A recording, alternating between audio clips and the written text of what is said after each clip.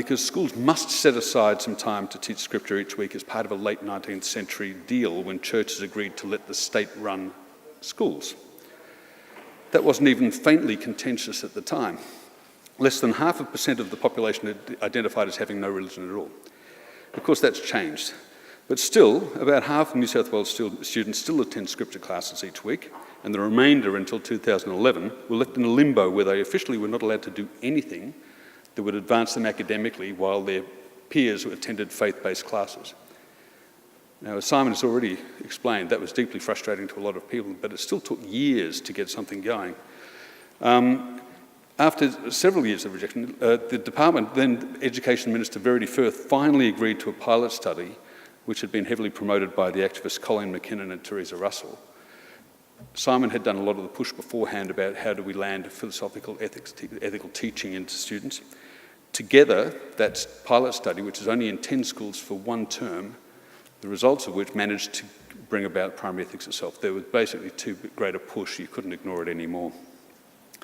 Teresa became the first CEO, and Sue Knight was then commissioned to develop the curriculum, which has now grown to 83 topics, as we explained before. We packaged the topics in stages to match the department's learning stages brackets. Where early stage 1 is kindergarten, stage 1 is years 1 and 2, stage 2 is years 3 and 4, and so on.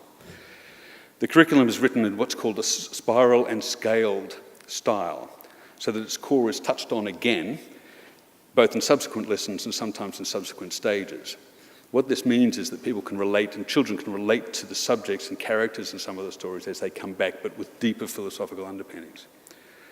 In any case, the Education Department approves each topic as age appropriate, and we have a commitment to the department to deliver the curriculum as is, which is one of the reasons why we insist teachers deliver the curriculum as it comes to them, and no other way. You can't embellish and add your own little stories in there. Have any of you been through training recently? Yeah, you would have heard that, I think, ad nauseum. There's a good reason for it, and you'll hear it when you actually start teaching. The program has grown steadily. We now teach 36,500 students, as Bruce said earlier, 458 schools and 2,500 active volunteers. I had nothing to do with that growth, and I'm delighted to be riding on the top of that rocket as it keeps going. And we'll have to do a lot harder work, of course, to keep going. Teachers at schools are supported by a coordinator, who is often another parent at their school, and often another ethics teacher. A regional manager supports all the coordinators in the area, and we have 2 full-time volunteering managers who support the regional managers. In many cases right now, they are also regional managers themselves. We need to recruit some more.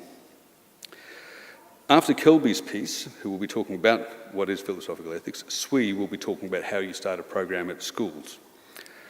All our funding comes from donors who believe strongly in the work we do. We do not, as Bruce said, receive a cent from government or from parents to pay fees for the students to be taught. The idea that we could ever run anything like this without our donors is, of course, too challenging for words, and the idea that we could run something without acknowledging them is also ridiculous. So thank you again to all our donors, including Jill. As CEO, I report to a board led by Bruce Hogan, who you've met, and he's, as you know, is a devoted and passionate supporter of both the organisation and its mission. It is no exaggeration to say we would not be running if not for his direct intervention. Other board members are, of course, Simon Longstaff, who, as I said, was involved in the early days and you heard from before, Robin Lowe, Nigel Stokes, former New South Wales Premier Nick Greiner, and Scott Mannix, who is not here today, but all the rest are. Make yourself known, say hello, they're wonderful people. Most of all, have a good time. Thank you for listening to that very brief cap about what is primary ethics and who we are as an organisation. What's more interesting is what is philosophical ethics. And here comes Kelby to explain that to you. By the way, I'm around all day too. Please come and say hi. Cheers.